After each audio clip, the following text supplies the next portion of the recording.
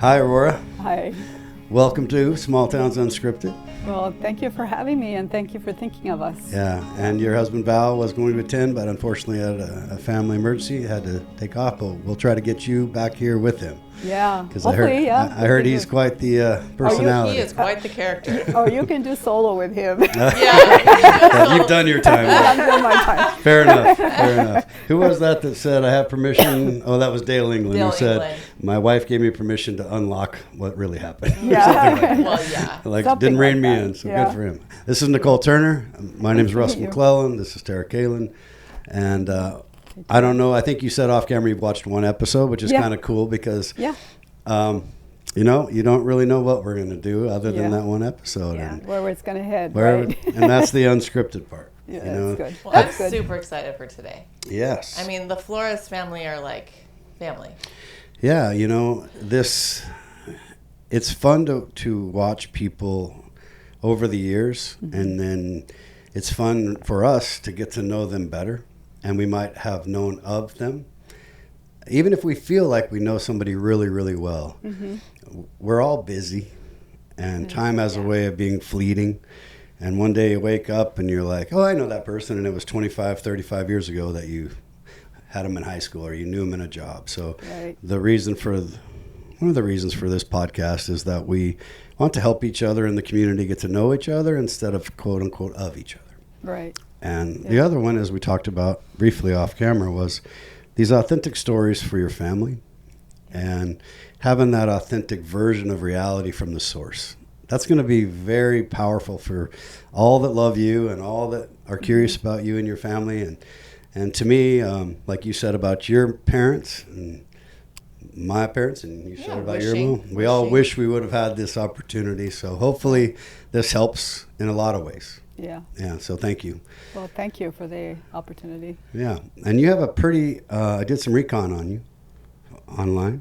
I try to do that with everyone. She's like, you did what now? Aurora Flores to be reckoned with in community, I feel like. This woman is attacking from all angles. Yeah. And involved and, I mean, so why don't we start from the beginning? Where were you born? Well, I was born in Texas. Okay. In Harlingen, Texas, and I was raised in Corpus Christi, actually, Texas, by the Gulf. Has some really fun memories of growing up there in Corpus Christi. That sounds fun. Yeah, we used to take my dad used to take us, he used to have this little Ford car, and we'd go out to the Gulf and just run around, love the beach. Yeah. Love the beach. The only thing I remember that was a con is the tornadoes. I actually remember going through one of the, or being at one of the largest tornadoes they had, or hurricanes. Oh my gosh.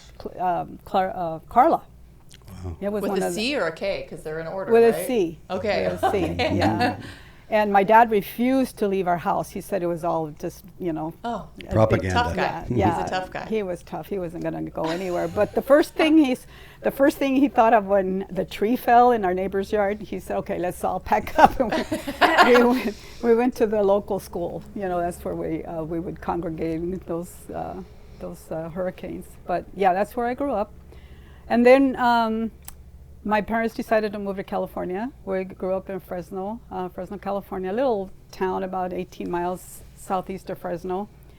So I went to Kings River Community College, went to Fresno State there. I'm a Bulldog. Okay. Fresno State Bulldog. I love that area. It's love so that beautiful. college. Love that college. Valerie was probably about 6 months old when I went back to finish my degree. I used to pack her up and take her to college. And we used to have they had a child care center. And I always say, if I ever won the lotto, I would donate money to this child care center because they got me through school. Right. How would you do it without it? Yeah, look at now. It's one of the most, that and fuel are two of the biggest challenges for that solution of drive till you qualify to have housing. Right. Yep. That's a nice theory. Let's drive 30, 40 miles. But all the expenses, and then daycare. Yeah, it's fine if you don't have a family. Yeah, daycare's now, daycare costs. It was out of control. And it was free. Oh my gosh. Yeah, teachers would, actually the students that were in the teacher education program would come in and spend time with the kids. Oh my gosh. So did you grow up in Texas in a big school or a small school? It was a big school. Yeah, it was a big school. I went there till I think it was 3rd grade, and then we moved to California 5th grade. I graduated from Parler High School, great high school. Not very big, just kind of. I think our biggest. Well, I graduated in a class of 92, so that tells you. I mean, it wasn't a big school. But then from there, I got married. I got married in 1971. Yeah. So where'd you meet Val? Well, it's a long story, but I'll make it short. Val was actually a Head Start teacher aide. He taught, or he helped to teach as a teacher aide before he got drafted to Vietnam. And so when he left, I graduated. I met him in '68, I think it was. Yeah. Anyway, he had just left to the service. I didn't know him. I knew of him. Because that's what they said. And, we know this story. You took, you took Val's job. He left, and I didn't know him. And believe it or not, we did live about 2 blocks away. No way. And we had never ran into him. Never ran into him. So that's how I met him. When he came back from on leave after doing his first 6 months in the military, his training. He went to see his friends at the Head Start, and I was there. And that's how I met Val. Love at first sight. Yeah. Well, yeah, that's what he says. She has a different story. He'll tell you a different story. We're going to have to make notes. Yeah. I know, right? Yeah. Talk to Now, Val, is it true? Can you confirm or deny this? Yeah. And Trick questions. yeah, so anyway, I was still in high school, and we actually got engaged at graduation, and then married after he got back from his service. So when you went to community college, were you? Did you have an idea of what your work life was going to look like at that, your profession, or were you just trying to get those first 2 years in? And Yeah, I fell into accounting. My major is accounting. I majored in accounting. I got my general ed out of the way at Kings River, but I don't even know how I fell into that. But it really served a purpose. I mean, I went to Fresno State and I got my degree in business administration. At that time, they didn't have an option for accounting. A degree in accounting. They had an option in business administration accounting. Right. And so, but I never did think about doing a CPA or anything because if I knew if I knew then what I know now, I probably would have, but I never did take my CPA exam because I didn't want to go work for nothing, at an accounting firm for years. I had 4 kids, and I said, I just can't spend that time trying to learn the ropes, and so I went to work I was actually a bank operations officer for 2 years, and then the banks, they decided to buy out each other or whatever, and they offered these plans, and you can go. So then I went to go work as a finance officer at a school district, which was the last job I had before we moved here. But I mean, it was a stepping stone for me because I ended up working for the state for over 20 years as an auditor. And then after my kids were out of college and working, I went back and got my master's in education in school counseling. And I've been a counselor now for 15 years, school counselor for 15 years. Then the timeline, you're graduating from high school, you're getting married to Val. Val's a teacher's aide. Did he continue to go in that same direction with you to college? He actually did. He went to actually really college there for a couple of years, but I think he was more struggling because he wanted to make sure he provided for his family. Sure. So he went to work. You got to make some money. Yeah. And eat. He went to work. That housing and eating, it takes money. Yeah. So then at some point, you guys were in California from Texas, and then you decided to, did you come directly from Fresno to, did you come from Fresno to Chelan? Yeah. Because we came all from this here to family Manson. there. What are you doing in Manson? Yeah. Well, when Val was in the military, he was here at Fort Lewis. I see. Fort Lewis, Washington, and that's where he did his training, and he would come with friends to Chelan. And what it was kind of interesting because then his sister got married. One of his sisters got married, and she married a guy who was working here in Manson. No way. Oh, wow. Yeah. So yeah, it was. I did really, not know that. Yeah, and so she worked. Her husband worked for Stevens, Jack Stevens. So my husband knew Jack Stevens from. Well, we had Connor on last week. Oh, did you? And my son Mason were buddies, so we had both of them on. That was our first 20-something-year-old men. Yeah. Anybody that we had on the podcast. Right. Well, that's Jack's grandson. Right. Well, so actually, you think about the way that life kind of interacts, right? Jack Stevens, of course, his son, Craig, yeah. We went to their wedding. Yeah. I mean, we were at their wedding now, and now their kids are getting, it's just full amazing. circle here, yeah. Their cool. family now, Connor owns Jet Ski Ahoy now. Yeah. And his mom, Annette, is teaching Brody at North Shore Christian. And you think about, so you have 3 entrepreneurs, or maybe 4, in your kids are all doing. They all have been in business. All. Yeah. So you think about small schools, and I think there is something about smaller schools that helps promote this well-rounded approach, where you're not going to be just focused on a thing.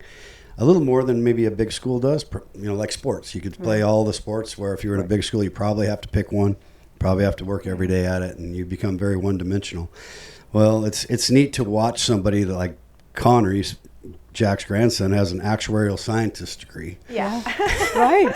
And he just, I got a degree. Yeah, well, and that was a very difficult degree to get, but. Yeah, that was the same with my kids, Yeah. Gabe coming back, and okay, well, he's got a degree in, what is it? Some economics something, and working at he's doing his entrepreneurial thing, right? He's got his gym. Anne-Marie did the pizza place for a long time until Oh my gosh, every kid did the pizza place. Yes, every one of them. Every one of them. Place. That was their way back. That was how they were able to afford to come back. Yeah. Well, and it was kind of a good, I think, from watching them, a launch point. Yeah. For them going in their own direction. Yes. Yeah. But the experience was amazing. Yeah, Anne-Marie got her degree over at Western, and she came back and ran the pizza place, and then Jaime, went to Edmonds, and then came back and ran the pizza place. And then Valerie came back, ran the pizza place. Turned it into a big joint. Yeah, right? she did. She added burgers and the whole meal deal. Yeah. Oh, nice. Yeah. That's cool. Yeah, they all went that direction. But so anyway, we used to come vacation here and visit my sister-in-law. And we'd be here a week and a half, and my husband Val kept saying, we're going to have to move back. We're going to move over there. Well, then we did, and then my sister-in-law ended up getting a divorce, and she moved back, to Fresno. To Fresno. She just needed the support family. Yeah. She had 3 or 4 kids, and so she moved back, and we stayed. Now, what year was that? Because it was after I moved 1988. Okay, so I just remember being the new kid, and it was miserable. Oh, yeah. It was a very hard time era for Manson to move in. Yeah. And then you guys moved in after. Yeah. And I was like, oh, yes. Yeah. It's not just me. Yeah. I'm not alone. Yeah. It was really tough. I know Gabriel probably would be embarrassed if I said this, but he actually cried. But my husband, Val, said, if he doesn't want to move, we won't move. But he said yes.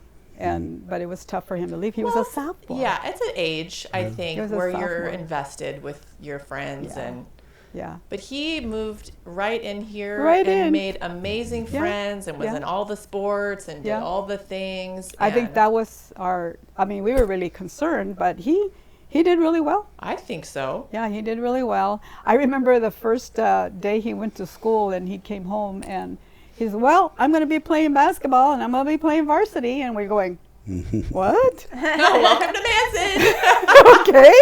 We need bodies. And him and Adam instantly were instant friends. Yeah. And so they just did everything together, Adam Griffith. So they that made us feel good, that they made their friends and they they were able to do okay. Same with Anne Marie. You know? Yeah, I was scooping her up immediately. Yeah. I'm like, you're in junior high. We're gonna get you all set for basketball career.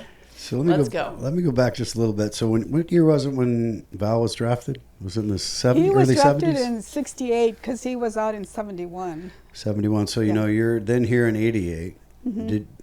I'm always curious about these guys that were drafted and had to go to Vietnam.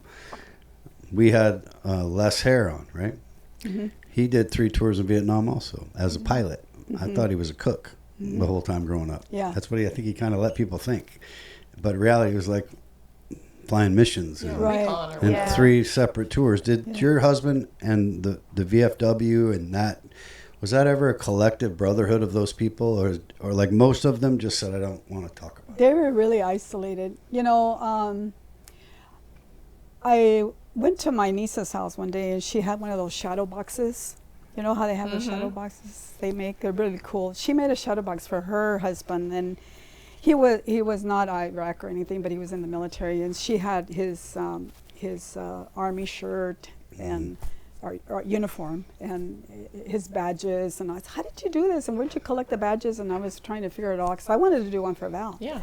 So I said, what'd you do with your uniforms? He goes, I don't remember.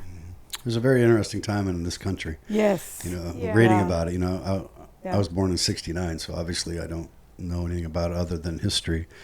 But it was I'm always curious about the guys that had to go through that and how Yeah. hard it must have been to be kind of alone. a pivot point, I feel like, for the discussion opening up way later about mental health Yeah. being a priority. Yeah. Because I think so many of us know and have seen Vietnam vets struggle. All that's And it was very in our For sure. faces. Right. And I think it got severe enough with drugs and homelessness, and Right. it's sad Right.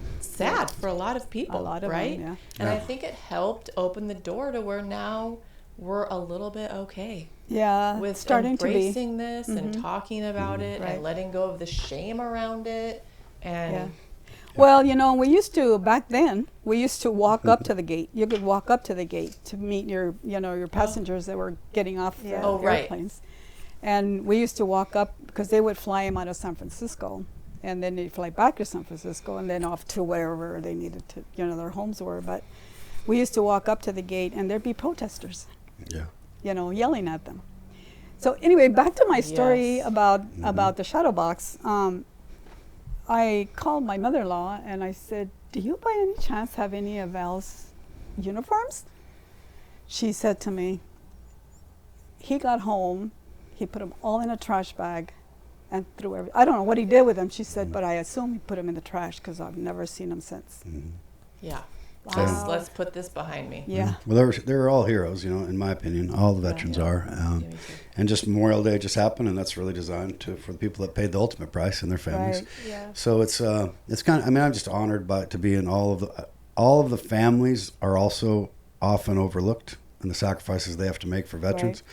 It doesn't mean even if like my son was a Marine, they all make sacrifices. Absolutely. Some are combat Marines, Yeah. some are combat guys, some Right. aren't. But without them, I think we have a different country. Right. Yeah. We obviously would probably be speaking a Yeah. different language, and who knows what would have happened in World War I and World War II, and all the significance of everybody that the volunteers and or is drafted. So, I just want to honor your husband for that, and you for being part of that. Yeah. While we're here. I'll let him know. But he, like you said, just lately, he's starting opening up about it. Really? And the first time when we moved here in 1988, it was in December. We were nuts, but we moved in December. The snow was knee deep.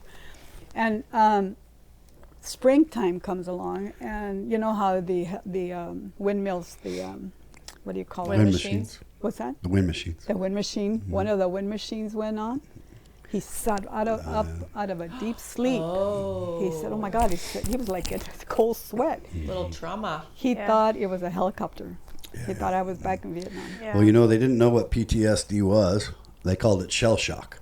So there was it was just one blanket diagnosis for everyone. Yeah. And that was those, you hear firecracker, you go crazy, you have all these nightmares. And we don't, Jack Daniels was the counselor, whiskey. Exactly. That was about it. Exactly. There was Jim Beam and Jack Daniels, Deal with it. couple bottles of whiskey Right, here and there. yeah. But that was the extent. And then man up. I mean, that was the end of the day, right? To shut up and provide for your Move family. on. Provide Move for your on. family, And so it's admirable to see those guys that have seen things and done things that they didn't want to do. It was like it was part of their job, and then to get back in the game and have a family, and it's such a credit for all of those families that have stayed together over all these years, and now you have 4 kids, all beautiful people and incredibly successful. It must feel it must be a great feeling to sit back and they turned out all right. Yeah, they turned out okay. That's exciting, though, right? And I have 2 kids that have kids, and then I have 2 that don't, Gabe and Valerie, and they don't seem like they want any kids, and that's okay. That's their decision. But yeah, I'm so grateful because they're taking care of their kids. There's so many grandmothers and even great grandmothers that are taking care of their kids, grandkids, great grandkids. Yeah.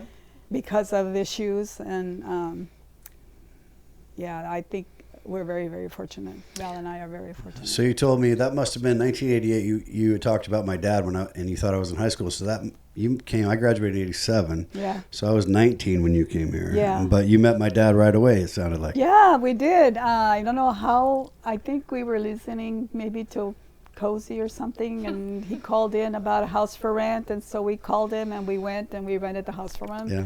Went back home, got our stuff, and came back. So where they landed was my dad's one rental on an orchard above Roses Lake, where they landed. But that's where you live now, is above. No, it was on the other side. Oh, on the west other side. There's a side. little On the west tiny side. house. We just moved across the lake. It's now Chelan Valley Farms. Yeah. Right right at the next bottom. to it. We owned Yeah. that land. Yeah. Yeah.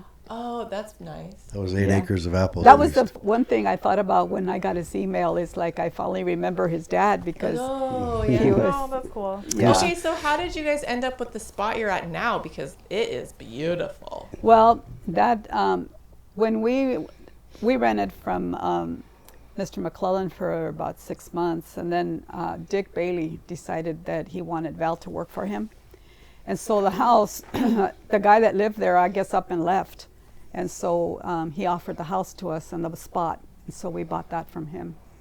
He was a good guy. Gorgeous. It had an old, tin can of a mobile I home. remember. But then you guys bought that really nice place. And then I remember it came in 1995, and we were at the state tournament in Spokane. Anne-Marie was playing. Oh, Yeah, when everybody was telling us, "Hey, your house is still arriving," they're all telling us, "Oh, your house is there." That's awesome. Yeah, that was 1995. yeah. That is so cool. Yeah, so we've been there for forever, 30 It some is years. Yeah, gorgeous. I feel we like. have a beautiful view. Do you just sit there and look out Yeah. at that sunset? We sit outside and just kind of have our coffee when we have time. So when you landed here, what was it that you did for a living when you got here? What did you do? I worked, actually I worked for, like I said, I worked as an auditor for Department of Labor and Industries for 20 some years. Did you have to drive? Yes. to every Wenatchee? day for 20 some years. Wow. Oh my gosh. Yeah. Rain or shine or snow. And what was Val doing? That's when he was working for the Mr. Bailey. Dick Bailey. Mm-hmm. And then when did he go to the Chelan winery? Cellars? Yeah. Mr. Bailey sold his property because Val worked for Chelan Cellars for 20 some years. Wow. Yeah, That's what I thought. 21 years. He was like the their main man. He was their first vineyard manager. Bob's, yeah. We sold him that So dirt. proud of him. Huh? We sold Bob that dirt. Yeah. Oh, did you? Yeah. Oh. Yeah. He must have bought that a long, long time ago. Yeah, there was 4 families there that had kind of homesteaded, and then Yeah. we did an assemblage and kind of Yeah. helped orchestrate it. Yeah. We had really no idea, vague idea, of what he had planned. We saw, I still have artistic renditions Oh. from Bob's memory when he was in Tuscany, Oh. and he had an artist Oh, draft those. pencil oh, them, wow. and you look at him now and you're like, man, he had a vision. Vision. Yeah. And I asked him one day, I said, because I've known him, we've been promoting this valley together for a long Yeah. time. And I said, would you like these pencil renditions because I thought it was a big deal. He goes, no, I got hundreds. You're like, oh, okay. Okay, well, I'll keep it then. That is cool. Okay, so That's good to I'm know. curious That's funny. if had he been working with fruit in California? No. So No. fruit, he got introduced to that when you guys moved here. Yeah, we moved here, yeah. He, when Mr. Bailey said, hey, I need a orchard manager, can you work for me? He said, I don't know anything about apples, but yeah. That's so interesting because I always made the assumption he had worked with fruit there because Fresno is so He's a agricultural. machinist. Val's a machinist by trade. Okay. So that's why he loves to work on cars. Yeah, Old cars. probably. Old cars, Okay. yeah. So then what's the transition like, speaking for him, from apples to grapes? Was that a big deal? It didn't seem to be. Okay. Well, He learned. it was at that time where the crop think year they of were just- '98 was so disastrous. Yeah. I mean, at that point, that's when the forced nature of economics came in. Came in, yeah. And then it was like, well, Do something. that's when the on-farm, non-farm income with Buell Hawkins was the county commissioner. Mm-hmm. They were really trying to help protect people. So if you wanted to go wrench as a mechanic and to pay for your farm, the zoning was not really indicative of that. So the government had to kind of like go, what are we going to do if all these people are out of business? I mean, it dropped like, don't quote me, it was like 75% less than expected revenues in 98, that crop year. And this last crop year isn't that much better. I mean, historically, these are some difficult times. Yeah. So at that time, there was a shift from apples to vineyards, whether it was Steve Kloot, Bob Christopher, Bob Well, Jenkinson. those guys were the first ones. It yeah. was Bob, Steve, and I think Bob, Steve, and Mr. Christopher. Christopher, yeah.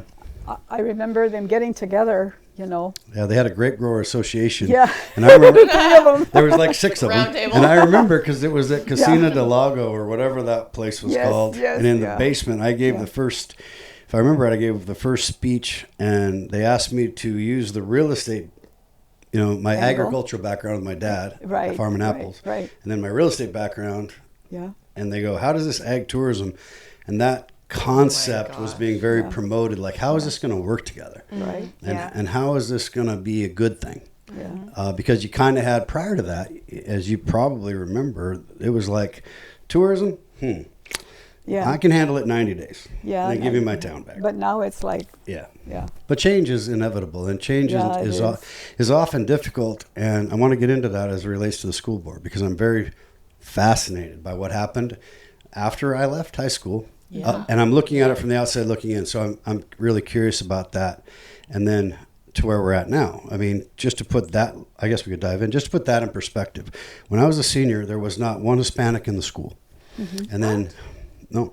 And so.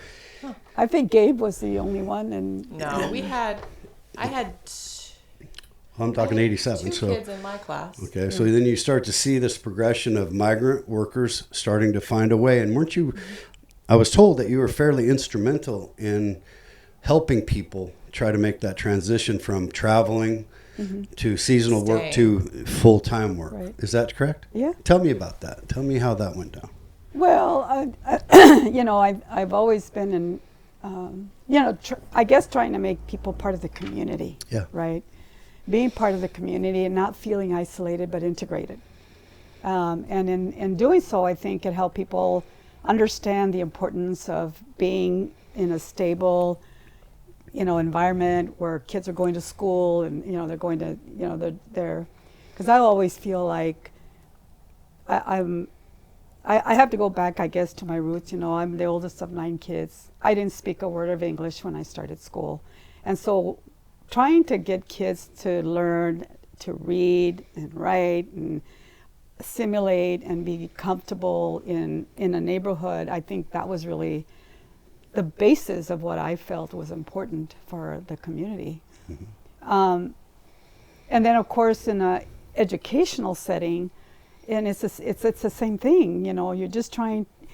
In school, it's kind of like your community. Yeah. And you have to make people feel at home. You need to make them feel integrated. They need to be learning.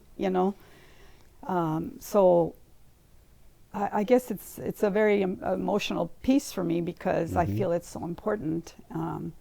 It's gigantic. Yeah, well, you What's that? It's a gigantic. You didn't have migrant kids that would come? No, not No. really. Not in elementary school. They would show up for a bit, and then their families would leave. Yeah. And then they just come for the harvest yeah, and yeah. then leave. So you'd Yeah. see them in elementary school. I remember that a little and bit. I'd make friends, and they weren't just Hispanics. I mean, there was a lot of white kids too that were migrant workers, and then they would just show up at these, and we all had cabins, which were very this different is- than the cabins are today. I This mean, there are is four going to walls. sound very white girl. Yeah. Okay, but I mean this in the most like innocent way possible as a 12-year-old girl, Yeah. 13-year-old girl. Yeah. I had come from the city where, I don't know, there was all races. Right, I didn't right, notice. It wasn't a topic growing up for me. And then I came here and it was so white. That felt a little strange. Right. And then we did have Hispanic kids, but they weren't really all together. Right. In fact, at graduation, there were kids that had been in ESL that graduated with us. Right. I had never seen them. Yeah. I didn't know. It's like, what? Where have you been? Yeah. Right. I didn't know you were in my class. Yeah. But then when you guys moved, it was like, oh. Yeah. They did everything. They did it all. It was not, it was like, oh, this felt really normal to me. Yeah, right, exactly, Right? Like exactly. all people doing all the things. That felt, oh, okay, yeah. Yeah. The other, that, And I didn't that's why understand think, that. And that's why I think it was really important for us to make it inclusive. you know? And when you started in that era, in that late 90s or late 80s, early 90s, mid 90s, is when this kind of influxation, or if that's the right word, like this movement where people could now, that came from somewhere else, could live here full time. Right. Found a method of doing that. And that posed a lot of challenges for the school, Right. and primarily based around language, I would imagine. Right. I mean, I was in college and I was doing my own stuff in Spokane, Right. but could you describe those challenges, and then obviously in hindsight, however we got from there to here has worked. So, but like everything in life, when you're first presented, and we were talking to my son and Connor about this, like life's going to throw stuff at you, and there's not always an exact science or one way to solve it. There's a lot of ways to win, a lot of ways to lose. So from your perspective at that time, could you explain to those that don't understand what that was like and the challenges around it, and then how you helped mitigate that? Well, I think one of the things that, that I think it's really, I don't want to say easy, but it's really, I think you have the perspective, your worldview. Your worldview comes from how you lived as a family. There's 9 of us in my family. Okay, and there's 8 of us that have college degrees and professional jobs. I got physician assistants, I have nurse practitioners, and there's me and counseling now. But a city administrator, been a city administrator for years. A teacher, another teacher. So. What I say, and I'm going to say this story, and I know, Valerie, if you're going to listen to this, I know you're going to be furious. A lot of ways to win, love you, a lot of ways to Valerie. lose. We love you, Valerie. We love you, Valerie. I say this story all the time because she's I don't know why you say that, Bob. Well, okay, so she is in school, and honestly, I'll tie this together, okay? She's in school, and Mr. McClure, do you remember him? Oh, I sure do. All right, English teacher, has these kids, the kids draw, as part of their English assignment is to write a personal statement for their application to the Gates Millennium Scholarship. Now, the Gates Millennium Scholarship is an incredible scholarship. They only give like 10 of them every year, and it's till you graduate if you want to with your doctorate, medical doctorate, whatever. It's a good one all to get. the way. Whoa. So Right? just keep going. Yes, you can go as far as you want. They'll pay it. Now, Valerie, now Mr. McClure was making some assumptions, but that was okay. I was fine with that. He made some assumptions that, Valerie needs a scholarship, to go to college. And she did. Everybody we all did. did. Yeah. She did. Right. But So- not because of your race. Not because she was Hispanic. Okay. Because you do, as far as the Gates Millennial Scholarship, it's mainly for high risk, low income students. Okay? It could be of any race. But anyway, so she writes her statement and she says to me, Mom, can you, the Millennium Scholarship is a really intensive application. I mean, it's you have to do 5 essays, 250 words each. Wow. And then you have to interview. I mean, it's an amazing. Well, as it should be. Yeah.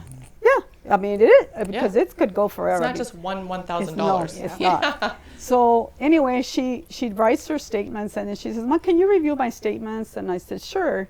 So Valerie, when she was a junior in high school, was playing basketball. They were playing against Waterville, and she was point guard, Which is great. and she'll be proud that I say this. Yeah. No, Just she was a 3-point shooter. Yeah.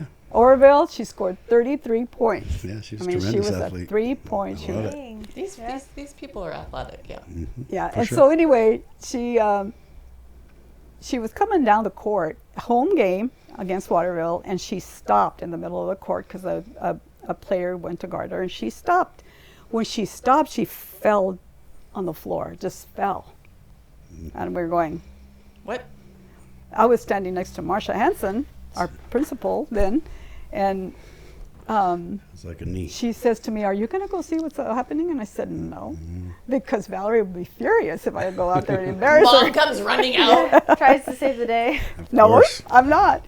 So anyway, got her to the doctor. Oh, nothing's wrong. Nothing's wrong. So first, I guess she went back to practice. The first game, I get a call from Mrs. Bennett, and she says Valerie's down and she's in a lot of pain. So Val's working at Bailey's. At that time, I had to call Bailey because there was no cell phones. There my gosh. There was no cell phones yet. Right. So I called Mr. Bailey. They go down and get Val, and Val goes and picks her up. I get her to the orthopedic surgeon. Well, she needs an ACL meniscus surgery. Ooh. All right, she's out.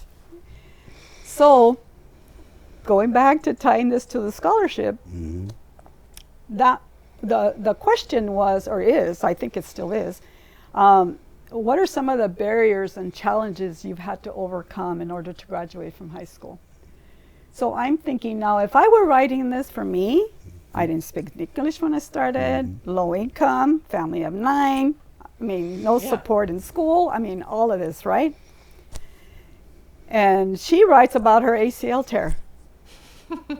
So when I read it, I said, you're not getting the scholarship. I didn't tell her that, but you're not getting the scholarship. Well, and imagine a person that's scoring 30 points as a small town, tremendous athlete. I was that guy that, and Frank Phelps and I went to our whole goal was to play in college. Like, that was the mechanism. That was your world. That was what we did. Well, yeah, that's what you did. So I can imagine somebody would say, like, that's a giant That probably problem. felt really Yeah. huge to her. Yeah. Yeah, so it was really a burden. I mean, this ACL tear and surgery and all that. So she didn't get the scholarship, right? That she wasn't going to get a scholarship based on that. They wanted to hear, you're low income, you didn't, you couldn't read, you didn't, Had some at-risk life. all that stuff, we lived you in had to poverty. overcome. Although, we lived in poverty, but we didn't know it. I mean, it was like you always were fed, Right. and you always had clothes on your back, but Fed it wasn't well, just- by the way. I've eaten at your house. Fed very well. So anyway, the kids, it's like, so what I did, what came to me at that point was, it was an aha moment for me. It was like, wow, from one generation to the other, the huge difference an education can make in a family's life. Oh, yeah. And so how do I impart this, How do I impart this to our kids, and how do I become that role model, or how can my kids become role models and impart that? And I'm seeing that with Anne-Marie. Anne-Marie took like 4 girls this weekend to a volleyball tournament, and just her connection with the kids, and just, I mean, you never know the impact you're going to have. We talk about Des often here too. Yeah. And her her volleyball club and how Right. powerful that's been for It's been powerful for girls. Yeah. I mean, in a lot so- of ways, not just scholarships, although that's a big part of it, including Division I athletes, but just the life skills. The life learning, yeah. But things like that translate, like you're camaraderie. saying.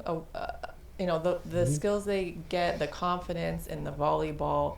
Manson girls just won state tennis.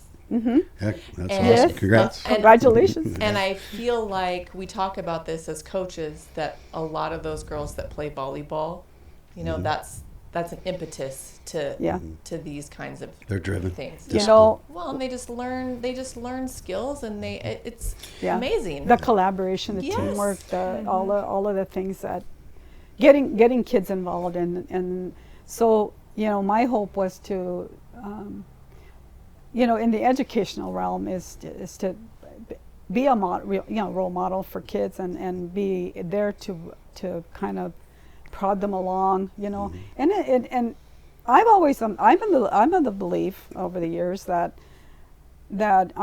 it's about each and every student. It's about each and every student and how you make an impact in their lives. I think about the kids being entrepreneurs. I feel like that came from FFA. Kevin Amson. Kevin Amson, The time he spent out at the fair with the kids, and they have to do their budget, and they have to know how to do a little presentation Yeah, speech, exactly. take care of Exactly. it, sell it, show it. Yeah, Yeah. it's a lot. And so I've often said we have to. I mean, this is our next generation, and we need to just be So pulling for them. I would say this: if you're saying there were no Hispanic kids in your class, this is not that In the long school. ago. The This school. is not that long ago. 87. Now, what is the percentage at Manson? Probably about 75 to 80%. So let's go back. I'd say that's a big change. Yeah, let's go back to I'm Powerful. curious from your perspective, because I know I've heard a lot of versions of this, and I'm curious from the source. Again, this is part of why we do this, so we can see all the perspectives. When you go from a cultural difference of 0 Spanish-speaking kids, essentially, there was, Dean Moorhead did his best. Me hablas muy poquito. Me hablas español muy poquito. Don't even Thanks. try. Don't Yeah, even I try. I was Yeah. in the Richard. I had friends in college and stuff, and I Yeah. actually I go to Mexico a lot, and I married a Mexican. She didn't speak Spanish or cook, so I got a little screwed, but that's fine. I'm teasing, Grace. Grace. We're yeah. I'm just kidding. We're very good friends. We're very Yeah. good friends. We raised kids together, and we Yeah. had a good run. So my point is that in that moment where there's 0, and then there's a situation where you have now the opportunity, which is a good thing. But with that opportunity comes this language barrier. So from your perspective, what were the challenges that you would say are legit challenges, and then how did you overcome them over time? Oh, well, I don't feel that we need to consider their language a barrier. I really Maybe that's the wrong word. Like the education no, it's system. not a wrong word. But what I want to say is that because that's your language, right? Like me, when I started school, I didn't speak a word of English, not a one. But at that time, we were actually punished for speaking Spanish. Oh. So I think what's changed, and I think what's really important, is that we accept kids as they come.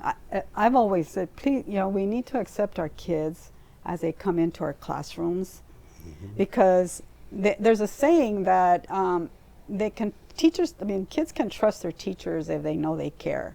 Then they can care about learning. I see. I see. Yeah. And so when they care about learning, when the teachers, and I've never seen a teacher, I was in school, I didn't volunteer a lot when the kids were little because I was working in Wenatchee, but the thing about it is, and that I think about that time is when it started kind of shifting, the demographics started to shift. Yeah. But one of the things about, I think one of the things, and I'll tell you from my angle, being in middle school and high school, because we had a lot of kids that were Japanese in our district. We had Japanese, Caucasian, Hispanic, and Black. We did have a combination. But I think what's important is that we have to accept kids for how they come in through our doors, because when we do that, then they feel like they can be themselves and learn, be open to learning. And I think that's very simplistic, but difficult sometimes. But you can't make kids learn if they don't know you care. This is, the basic lessons of Mr. Rogers. Well, and it's very true though, because otherwise you're just feeling. And it doesn't matter who you are. Yeah, you're not feeling safe. So if you don't Right. feel safe, then Right. you're not in a space to Right. be open-minded. Yeah. And I know the challenge, and so then you go back, you have these programs. I know one of the programs that we have is called the Transnational Bilingual Program. I've always struggled with that program because I feel that English literacy is lost in that sometimes. Not saying it is sometimes, and in order to acclimate or assimilate or do well, you still, if you're going to go to college, you're going to do trade school, you still got to learn the English.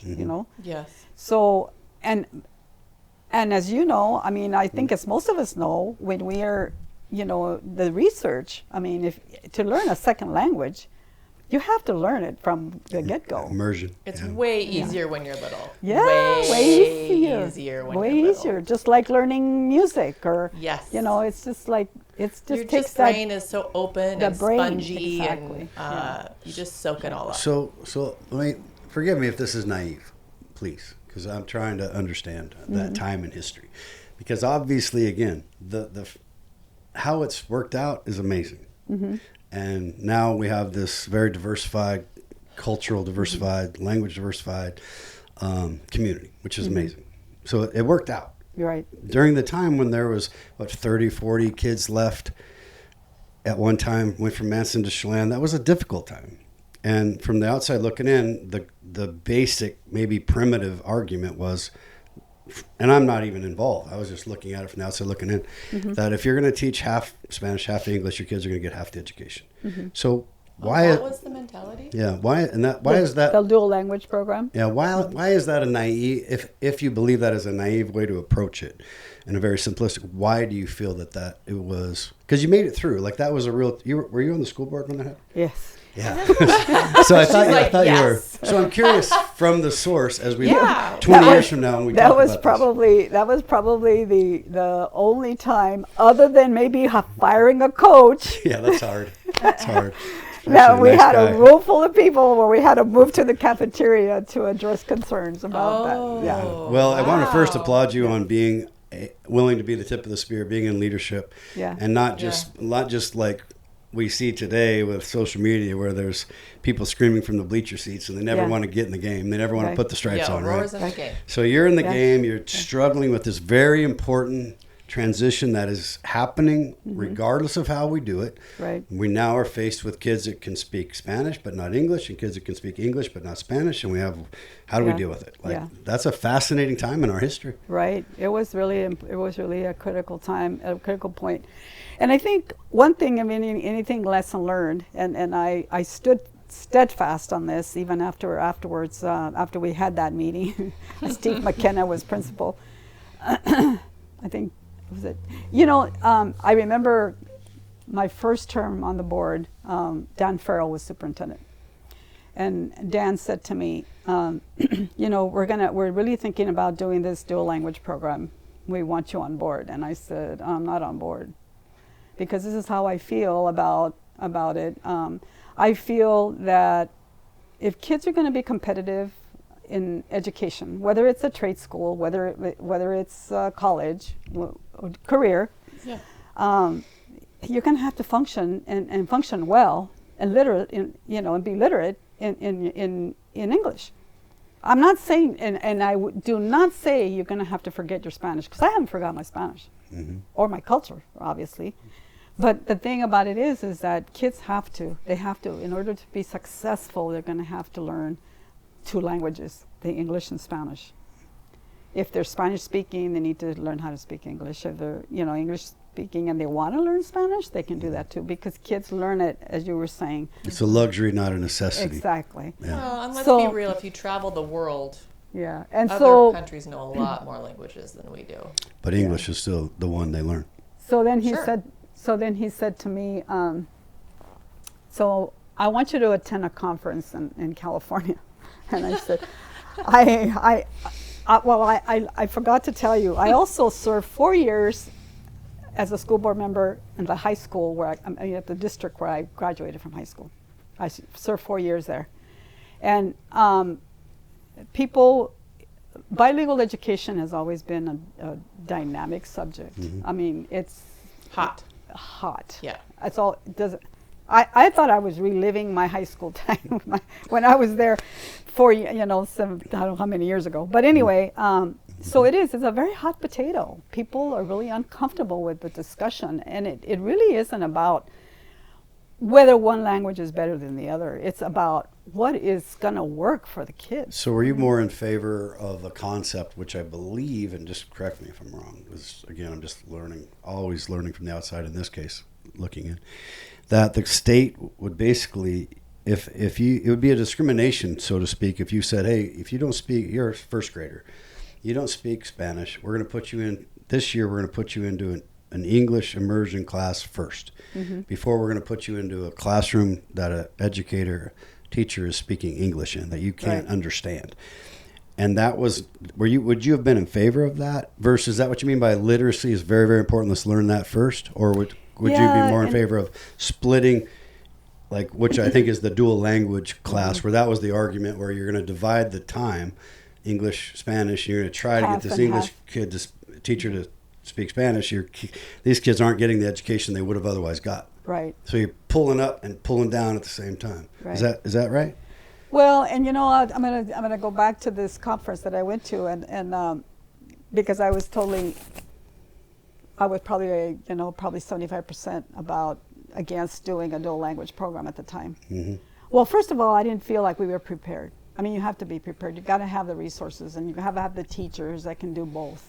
Yeah, that's true. Yeah, that's every teacher. You have to have a teacher that can teach half the English and half the Spanish, and you have to have, and so I think we went too fast on that, and at that time it really made me sad because we lost a lot of families to Chelan at that time. Yeah, like 42 kids. Well, I think. isn't that what Connor was talking about last weekend or Yeah. last week's Yes. podcast? And, Yeah. and to his credit, as a 29-year-old, his credit is at the time. He's a very wise kid. He's a very intelligent kid, and he believes it. At the time, there was challenges, and I was one of those kids. Yeah. But Manson they figured it out. Yeah. And now it's very different. And I've heard almost universally that, especially where the issue was primarily, which is in the elementary school, Right, elementary. that Manson's Elementary now could hold, is in the top. Like they're one of the best of the best. So that's what I love about this conversation is like you were there and you're on the school board and you're listening to this room full of people who are making logical arguments or points, and you're trying to. And what I love about your humility too is like your position was, we probably went too far. Yeah. But Too fast. like everything, we were telling the kid, Mason and Connor this, and I tell my daughter, who's a doctor of audiology over in Bremerton now and has 2 kids, and she's dealing with elementary school issues and ADHD with my grandson and stuff and all these things that they're trying to do. Right. And I'm like, it never stops. And in hindsight, it's always you did that wrong or you did that right. Could Or have done this better. yeah. And even then, even though it's historical, Right. there's still a subjective opinion about you could have done a little better or a little worse. Yeah, and I think the basis of the transitional bilingual program is to get kids literate in their language first, and then start the English literacy. But I feel Makes sense. Yeah, but I still feel that you have to interweave the English earlier rather than wait till 3rd grade. I think it's 3rd grade, because by then you're testing, state testing. And the state testing comes back and your kids are not, they can't take a test. Well, and then we you- don't offer it in Spanish. Right. Oh, so- really? So let me Yeah. let me rephrase That's that if I heard that correctly. If someone comes from an area where they're not literate in their own language, they're Right. not educated as a Right. kindergartner or Right. first grader or second grader, whatever age, right? Right. Then you're asking them to become literate in they're not in their own language. And then you're going to ask them to become literate in English. Before right? literate. But later. So- But they're here. Yeah. So that makes perfect sense. Like, Yeah. that's a challenge, right? So Right. then you're focused on, to your point, you were kind of maybe focus on that literacy Right. before we start teaching other subjects. Other subjects, Yeah.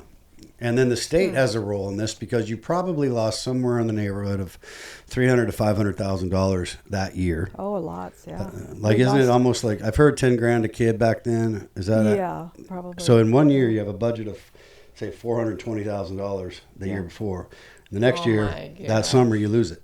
Yeah, we lost about, I want to say 25, 30 kids to Chelan that year. Yeah. It was white flight. Bye. Yeah. White flight. Yeah, That's what it was. So it became a English And do you relative blame to them? Caucasian. Yeah. I mean, You're going to do what you're going to do for your For your kids, kids. no matter what. Exactly. It doesn't matter. Yeah. It has nothing to do with anything. Right. Do what you're going to do, but Yeah. I got to take care of my So own. what changes were made then after?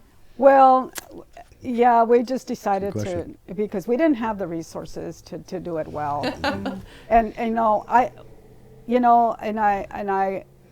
I own it because I as part of the board, and I was actually going by Dan Farrell's recommendation, and I felt, because I'll tell you, when I went to San Francisco for this conference, we visited a school where the kids were learning Chinese and Spanish, and then the other one was French. And you go into these classrooms, first, second grade, third grade, and these kids are writing in English, writing in French, talking in Chinese, writing in Chinese. I mean, it was like amazing. And that's what I wanted for our district, right? Sure. So that everybody was getting something, And I think people felt like, the kids that were coming in, that were, first, second, third grade, and they were just coming in and not speaking any English, that all of our resources were going towards that. And so the kids that were advanced were not getting what they needed. So there was some things that needed adjustment. And I think, I don't know, I think we threw the baby out with the bathwater Yeah. at that That point. happens. Yeah. But the lesson learned, Yeah, I mean, is I know that's that there was a conversation before I left the board that, they wanted to look into the dual language program, and I said, well, I will not support it. Unless we have the resources. Do we have the teachers that can teach the dual language effectively so that kids are, coming out learning, because whose idea was of the dual language? It was, McPherson. Okay. Don McPherson was on the board at that Right. time, and he said, wait a minute, the kids are, we're getting all of this resources to help our Hispanic kids. What are we doing for, our kids who are advanced? What can we do to challenge them? Oh, well, we'll do a dual language program, because then they can learn a second language, right? Which is a cool idea. Which was a cool idea, But we did not have the resources, and I keep going back to that because we didn't have the teachers that spoke Spanish, and it does take a different type of training to teach in an ESL bilingual program. Yeah. That is true. Yeah. Well, and that's also the praise that I've heard, again, from the outside looking in, from the people that I knew, was that the school board made tough decisions. Tough. And just like you said earlier, next to firing a nice guy that's a coach, but that's a tough thing to do. Yeah, I'm that always, was tough. I've been an Yeah. entrepreneur since I was born, I think, and I've always said I'm very unemployable after me too. being an entrepreneur for so long. I was really lucky, though. I never had to fire a coach. Yeah. I was never on the board where we had to fire a Well, coach. I'm a horrible business guy when it comes to I'm quick to hire and slow to fire, and I just don't like it. So, I could see, but the credit was given to the school board, in whether it's hiring leadership or whether it's hiring educators, teachers. Yeah. That was the big challenge. I mean, Yeah. that was a hard time and a very difficult thing to do when someone's ingrained in the community. So I look at the end result, and there's never been a hard topic with an easy solution that I know of. So. And I've always been focused on outcomes. I mean, like I said, I'm an accountant, looking at data.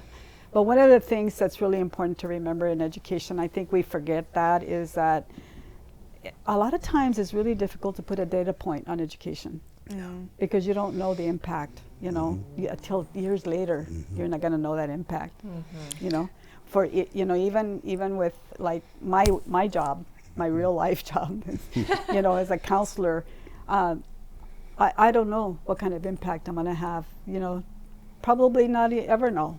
And I say that because I remember my high school counselor, I was selected as a senior to go to a legislative day on the Hill as a senior in high school.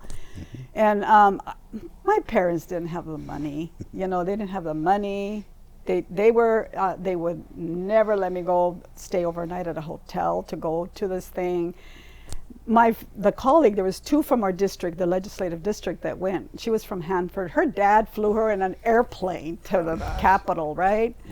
My counselor had to go beg my parents to let me go, and she arranged to go with me, and she arranged to stay at the hotel with me, and that was the only way my parents would let me go. And so I think about her now. She's quite a saint. The impact she had on me. Unbelievable. Because that day on that hill, I feel it was the impetus to what I'm doing now. You know? So are you counseling now? Yeah. Now, who do you counsel? I work for the OMAC School District in their online program. So kids of Yeah. all ages? Actually, I've done high school for 14 years, so I know the stress of being a high school counselor and all the parents in your ear about credits and graduation and scholarships and letters of recommendations and all that. And so you were a counselor during COVID? Pardon me? Were you a counselor during COVID? Yes. Tell us. Oh, boy. Tell me about Yeah. that. Tell me what would you be a lot. think. Well, you know, that did. Yeah, for me, I want to say it didn't have an effect as we were working, as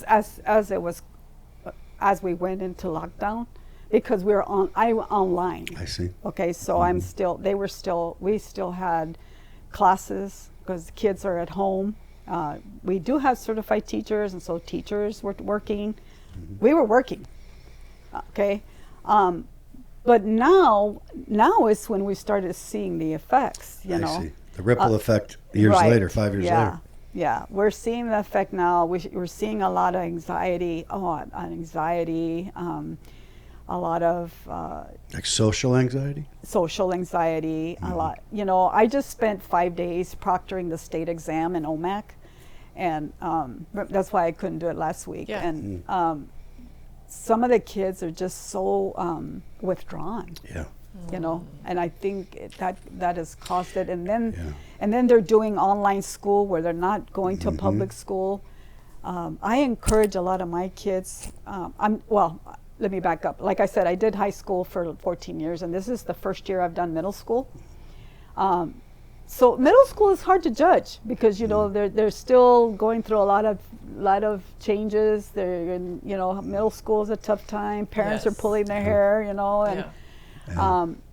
but I really encourage parents to try, if you're going to do online learning, do some kind of activity outside of school. Take them to school for band, do ballet, you know, do Something. violin, do something, do FFA if you have animals. Just get them out because I think the struggle we didn't have. I think we didn't start having that till after COVID as an online school counselor. Now, public schools, it's been a little bit different, I think, because the kids were gone. I mean, they were isolated. What impact do you feel social media is having on kids, Oh, Oh boy. if any? well, no, it is impacting. I mean, I get up sometimes that I want to pull my hair out because I hear parents say, well, you know, she's spending too much time on YouTube or I don't know. There's some stuff kids tell me I don't even know is even out there. Yeah, you know, right. and I'm going, well, now, do you lock it? Do you have parameters? Do you take their phones away? I mean, what do you do? I Yeah. mean, there's got to be some consequences because then what happens is they're up all night. Parents are asleep, kids are up, and then they're not going to school during the day. Yeah, I remember old school. My dad. I had back when phones became, like regular phones became, there used to be just like one in the house. It was Right, a right. party The line. cordless. The cordless. And then this one, I had a cord, but Yeah. it was a flip phone that had a cord, or the base station was there. And he told me, I think I was like 15 or something, and I'm talking to a buddy or something, who knows. And he heard me talking, and he told me, lights out, or, get off the phone. Yeah. And this is this is his parenting strategy. He just walks in, grabs the phone, rips the whole thing off the wall, smashes the phone, says, okay, that solves that problem. Yeah. Now, the difference between that is we're dealing with hardware. Yes, you do. Yeah. Now, the challenge with social Expensive media. big hardware Yeah. at that, because if you break a phone, you got to buy Yeah. another one. Yeah, thousands of dollars. There was no buying another one. That was the end of it. And he was So, fine with it. He's and like, that- if I need to get a hold of somebody, I'll just go next door. Yeah, he'd rather me do smoke signals than use a phone at that Yeah. point. Yeah. So then there's this thing now, Yeah. which has more power in it than like the entire Oh my gymnasium gosh. of computers in 1969 when I we went to know. the moon. So Yeah. that puts it in It's a perspective. struggle. I know, like I said, I really, the in middle schools, I've found this year it's a little bit different. You're dealing with the parents and you're dealing with the student. Mostly parents, because kids are just too shy still at that Yeah. age. They're not asking questions. They don't want to ask for help. They don't, they don't. And boys and girls are very different stages in Yeah. middle We school. got a lot of hormone activity. Yeah, a lot of stuff going on in their lives. And I keep telling parents, don't worry, it gets better. It's get better. I said, I remember that the best gifts I got the first year Christmas when the kids were gone to college were the best gifts I ever got from them. They're gone to college. Because they They're were grateful. Functioning. Yeah. They were functioning. Yeah. So when you say to parents, from a counselor's perspective, there's this theory that if I tell you not, I'll use it when we grew up. If I tell you not to do something, the odds of you doing it become greater. Like if I Greater. lock you down, I remember a friend of mine who, like 10 years later after college, says, "Hey, don't, he's been in college forever." He was like, "Don't tell my dad I drink." I'm like, Yeah. "We've been in a What? fraternity. Like, what are you talking about? Right. We're 28 I years think old." he knows. And Yeah. so I'm like, but Right. it's an interesting theory. Like you can just say, I'm going to stop you from doing something. So let's fast forward that to social media. I'm going to not let you on social media. Like, is that a really like possible? A healthier possible thing to do. Yeah. Is that even possible? Yeah. Like, or is that like saying, I'm not going to let you ride in a car. Right. Like, I don't think it's possible. Do you know? Because even when I was growing up, I wasn't supposed to be on MySpace. that was a precursor to Facebook, kind of. Yeah. Yeah. Facebook, yeah. Yeah. I wasn't supposed to be on it because that's when all over the news, people were Predators. And, finding about predators, Yeah. and that was like the first in on the internet. Yeah. And yeah. And you were. Yeah, I snuck it. yeah, I For think sure. that's Well, the and I think the challenge. big- But I was Cons- responsible, but yeah, Yeah. I still definitely Yeah. snuck it. I think that's it. I think is if we know the implications of social media, being able to set up some boundaries, and as kids, we know we're going to just try and step across that boundary at times. But how else do you learn? Yeah. And so I don't know at this point. I raised my kids without a cell phone. Yeah. The way I used to find Anne-Marie on the phone is I'd follow the cord, and she'd be in the closet. And I said, "Okay, get Yeah. out." So you're But my dad, ripped it off the wall. Found the cord. That's all I I would need. follow the Or cord. that was Yeah, when I you mean- also had multiple phones in the house. So just all sit you had to do there. is Oh, no. like Yeah. We get only on had it, one. you could hear We their only had We conversation. only had one, and it was at the top of the stairs, and so in the kitchen, so I would take it down, and I would pull the cord into my room, and Yeah. I had to sit right on the inside of my bedroom door with it shut. Well, you'd sit by the door. That way, when your mom came, she couldn't open the door. It's funny. You think about, you said one person away. My grandmother came here in a covered wagon, my dad's mom, when she was 7 from Missouri. Wow. It's 2 people away. Right. One That person would away, count, my yeah. dad had a phone in his house, but it was 2 longs and a short. Yeah. You know? Yeah. So now we have these things that we could launch rockets from anywhere in the world or whatever we can do Right. with that. Right. And then that's before AI. And now, now Oh AI. my God. 5 years from now. So it's just, if parents are, in that mode listening right now, it's a challenge. And there's is a no challenge. perfect, I can't imagine there's a perfect scenario where you just No. know everything. You No. just don't when you raise Yeah. kids. You just don't. You do your best, you love them. Try to be with them. Mm-hmm. Right? I mean, is there any other advice that you could give a parent other than love your kids, You know, Yeah. I tell my daughter with my grandson, he's one of those kids, you know, where they're very different. The 2-year-olds kind of will do it, you know, jump off of cliffs and do whatever, and wants to, you know, wrestle and play sports. And 6-year-old wants to, you know, he's super smart and you know, more analytical about everything and wants to know why. And I said those are both beautiful things, and there's no right or wrong. Just love them. Try to spend some time with them. Yeah. You know. I was going to say that it's just being present. Yeah. Being present as a parent. That is so huge. It's huge. Oh Just being present. my God. And it's hard. It's hard. So I mean, hard. I think about, like I said, I think about the years I spent driving back and forth to Wenatchee. But I will say this, that I think if my kids had been, you know, had difficulties, you know, either socially or behaviorally, I wouldn't have done it. My kids got to school. I mean, you know, they never, at least if they, Anne-Marie sometimes, Valerie, Gabe, you know, they would call Jaime, hey, I'm really not up to school today. Not sick, but I'm not up to school today. We as adults sometimes like say, time, you know, time out, you know, and that's okay. That's okay. It's okay. Just need to know that this is not if you're not feeling emotionally okay today, that's fine too. And I think it's in real estate, I deal with a lot of self-employed real estate agents. They have their lives, but they're not employees. So I provide a structure for them to work in. I see COVID has a massive impact on adults too. It's not just a children thing. There's a lot of weird behavior that is, including my wife works for Fish and Game from home. She was very not antisocial. She's not antisocial now, but she's been open with me about, since she's been working from home, she does that most of the time, where she gets used to that. Right. And then the idea of Yeah. like, oh, I got to go somewhere. Yeah. I'll have to share something with you too. I serve on it's a community and schools board in Wenatchee. As a matter of fact, I encouraged us in here in Manson to do that program because it's for, you know, it just provides that social emotional extra support for kids. And we had a networking luncheon. And I've been working from home for 15 years. But for some reason, and I did a lot of traveling. I was president of the Washington State School Directors Association, and I was involved at a state level with the Professional Educator Standards Board. I mean, I did a lot of traveling. I mean, I think a lot. A lot. Thank goodness for Val. I mean, he was very patient. Yes, and this is also why maybe he has quite the fan club, because you've been busy working, and here's Val Yeah, just in being his cowboy social. hat, just chatting it up with everybody. It's like the assistant coach, just making sure the head coach. Exactly. He's social.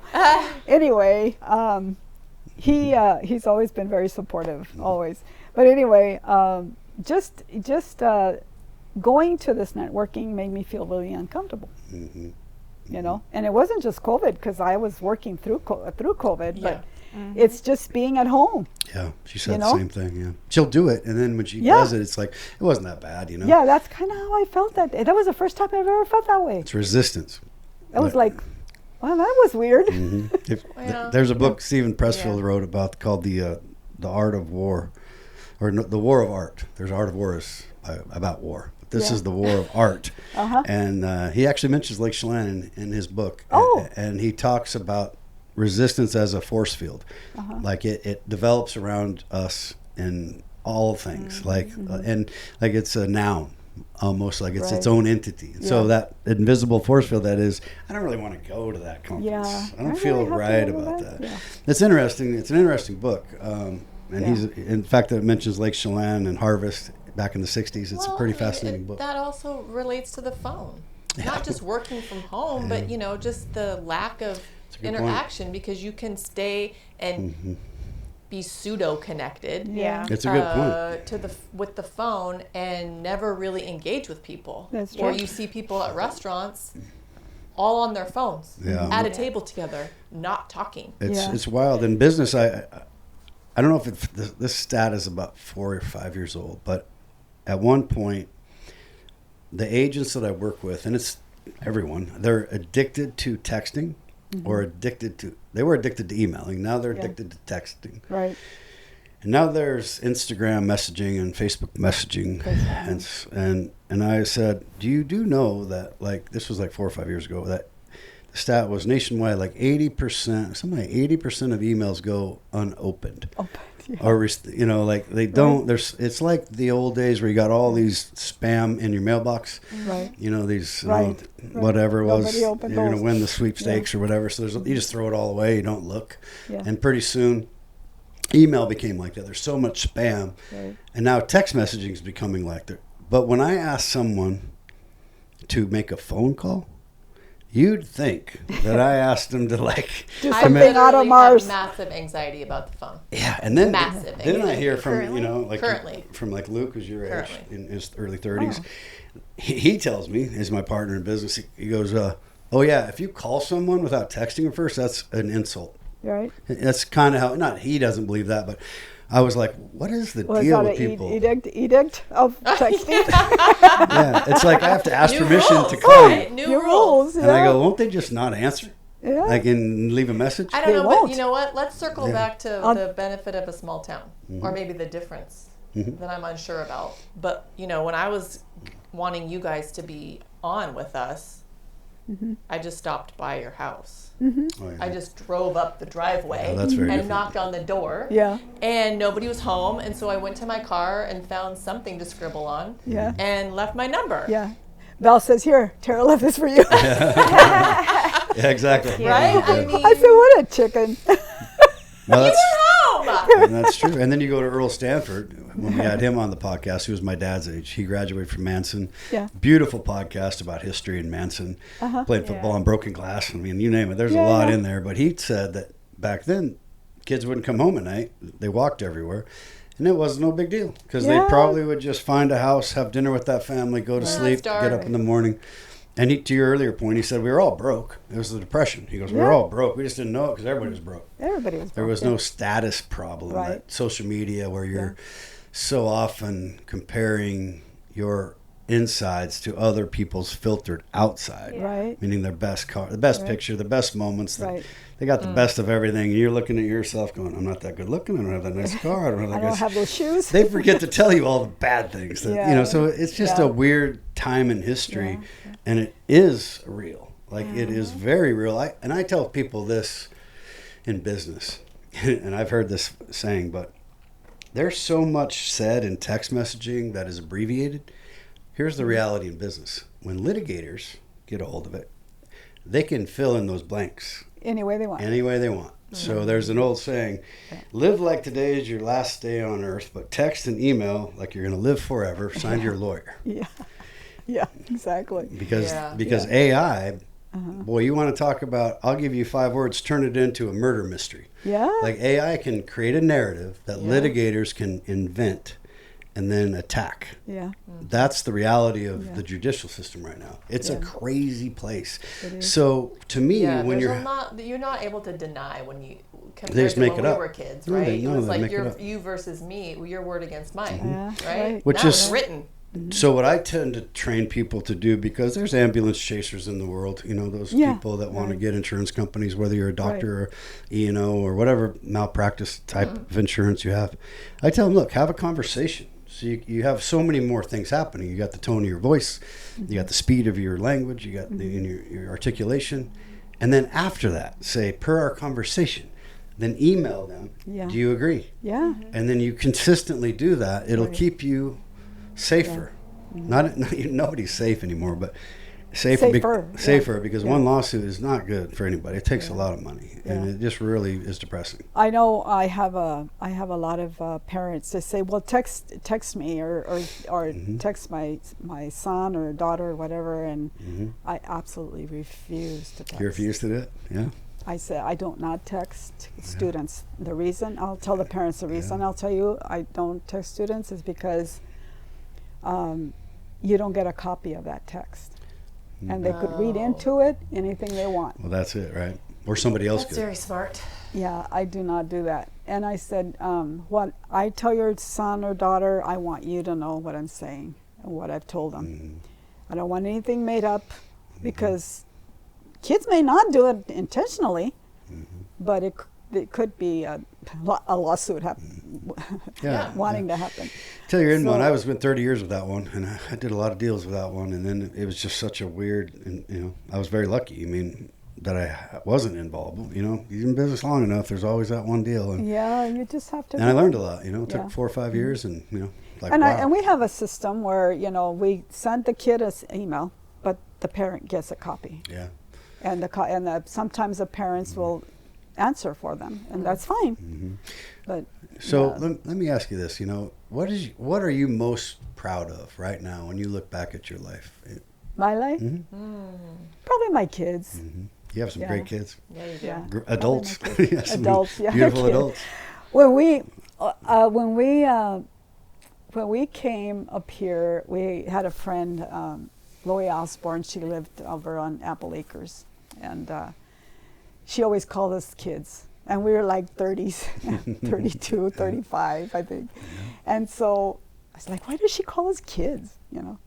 And that's the same way now with my kids, For sure. My kids. Well, your kids will always be your kids. They're always going to be my kids. Yeah. Well, I mean, Valerie and Jaime and Ann still seem like kids to me. Yeah. Gabe was older, a year older, and they were the little siblings, and they're kids. I still want to think of them that way. And what I tell like my sister, our family, we talk about it. We talk about it because we're going like, what made the difference for us, because coming from a struggling family, and what was it? Because we talk about. I'm going to put my board hat back on. We talk about in education, and we want kids to become ready to learn. We want them to know how to write their name. We want them to know their numbers. We want them to know their alphabet. Those are the things that will make them successful in kindergarten. We never had that. We never had our parents reading to us. We never had, books in our home. So when I was president of WASDA, I remember going to a conference in Washington, D.C., which is a National School Board Association, and when they have the conference, they put together food. They do a food drive. So I said, what could we do in Washington, the state of Washington, that could be as impactful as that, And I said, I know. How about a book drive? So when I was, the first year that I was elected and sworn in, we had our first book drive, and I think we got maybe 1 or 2 boxes of books. We have 1,470 school board members in the state of Washington. And I said, well, that was okay for the first, but we gotta get this up. So I still this year went and presented at the WASDA conference because literacy is very important to me. Yeah. And books is a way to share that, that passion. And so, I don't know, we got like almost 3,000 books. Yeah. Wow. And so we started doing that, and then it's you just want to share that. You got to know what your passion is, and we never had books at home. So how many years did you serve on the school board in Manson? I served 24 years. Yeah. That's all? Yeah. Well, 24. You have an ambition problem, I can tell. 24, yeah, and then I served 4 in California. But so didn't you just run again? I did, but I didn't win. I mean, okay, take a break, Aurora. Yeah. So awesome. I'm running for this next time, so Calm we'll see. That's awesome. Yeah. Well, somebody said to me, "Why are you running?" I said, "I don't think the work is still done." Yeah, will it ever be done? No, I don't. I know. And things are always changing, You're right? a very passionate person. And Well, I it's just think education. Like I said, I just feel like, and public education has been getting a lot of flack, across the United States, I just feel that I think it's fallen. I mean, I think it's just not the best thing. I think public education provides that opportunity for all kids. Yeah. I would imagine the challenge too is that you have state funding, and that state funding has got an ideology attached to it at times, and then at the school board level, you may or may not agree with every ideology position, position based on ideology. So, but you have to deal with it. Yeah, and I don't to. know if I'm, even at my age, if I'm too idealistic. I don't know, but I feel, I feel like you can still, education's been. It's hard. Like it's kind of like the Titanic. Right. It's hard to move that, because of that iceberg, right? And so it takes a lot, and I just feel like we still have to continue working to make a change. Yeah, you can't quit because you don't agree. Yeah, that's taking your ball and going home, and that doesn't accomplish anything. Yeah, it takes courage to get involved. Do you think there's a benefit being in a small town that makes educating in the public school setting different? I think it is. I really do.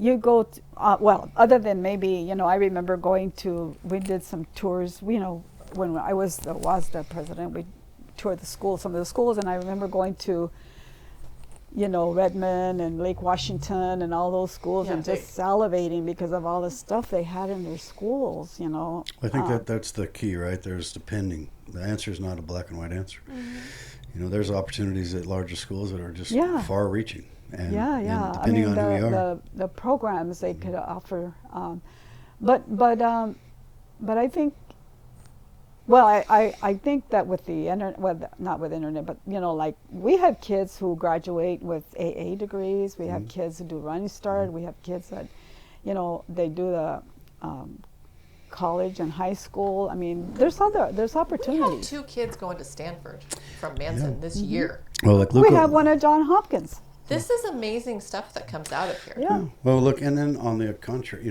there's a lot of rights and a lot of wrongs, but like Luke that we have on next, he has an MBA at 20 and he was homeschooled. So there's a lot of there's a lot of right things. You got to make the best of whatever. There's a lot of good things that come out. It's really I look at it in business, and it's like so often it's just the attitude.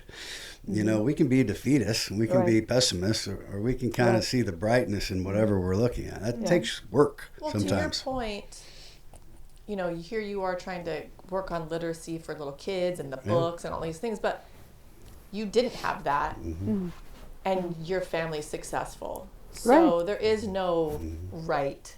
Yeah. No, I wish they had if you drink, if you're a parent, you could drink the bottle that makes everything perfect. Yeah, well, and see, that's what I say, I often say, shoot, I wish I knew what my parents did so I could bottle it up, put it in a pill and hand it out. Right, because did they speak English? No. Yeah, what an accomplishment. Yeah, no. and I mean, no, they didn't speak English. Well, you've been talking for an hour and a half. But oh my gosh! Wow. Speaking of words, I really want to thank you for sharing your time. Yeah, thank you for thinking of us. I really appreciate that. And we'll get Val on here to dispute all of the accusations. I'm just kidding. No, Tell him all I said about him. I'll make stuff up. See if he responds. I got to go call her right now. He's a good human. He is a great human. He's. I'm just sorry he has to go deal with that at home right now. It's hard. Yeah. Well, we're both Manson kids. My parents and my grandparents were both. My kids are 5th generation from this valley. I was 4th, and I want to thank you for all those dedication of those years. It's so easy to complain and bitch from the outside looking in and not get involved. Yeah. And I always commend those that are willing to get in the arena. No kidding. Well, and one of the important things to me is the outcome. How do we plan for that outcome? And like I said from the beginning of this podcast, from the outside looking in at my town that I grew up in, I mean, you put the Manson Elementary School up against anybody now, and that's a tribute to you and the people around you. It takes a long time to feel like you're a Mansonite, huh? Yes, it does. Hey, it doesn't matter. 5 minutes You or 50 are years. local, Aurora. You like what? Am I local now? Yes, you're in, girl. Well, that word should have a lot of meanings. It should be inclusive of everyone from 5 minutes that have been here to 5 generations. It doesn't matter. If you're a good person, you're local. If you're a bad person, get out. All right. Okay. Well, thanks again. Thank you so much. Signing off.